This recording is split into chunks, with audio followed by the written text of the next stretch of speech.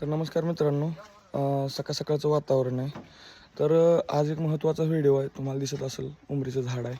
तर आपण काय केलं आहे, आज सकाळ सकाळ उंबरीच्या झाडाचं फटं जे आहेत म्हणजे उंबरीचा पाला थोडक्यात शेळ्यांच्या शरीरासाठी एकदम उत्कृष्ट असतो. तुम्ही बघू शकता ढिगारा. तर आणलेलं आहे आपण उंबरीचे फटं आहेत ते. तर आधीचं फंट टाकलेलं तुम्ही बघू शकता. इकडं पूर्ण पाला खाऊन टाकलेला आहे त्यांनी. आणि पाला खाऊन ते बघा साल किती भारी खात आहेत. हे बघा पूर्ण टोटली साल खात आहेत.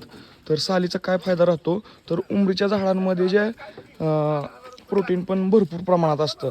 झाडपाला हा शेळीपालकांनी खाऊ घातला पाहिजे. शेळ्यांना महिन्यातून कमीत कमी 1 आठवडा म्हणजे थोडक्यात आठवड्यातून 2 वेळा तरी तुम्ही मिनिमम शेळ्यांना झाडपाला दिला पाहिजे. वड, उंबर, पिपळ असो, हे तुमच्या मेथी घास, त्याच्यानंतर शेवऱ्या ज्या असतात त्याच्यापेक्षा पण जे प्रोटीन आहे किंवा शरीराला जे लागणारे घटक आहेत ते ह्या झाडपाल्यांमधून तुम्हाला भेटत असतात.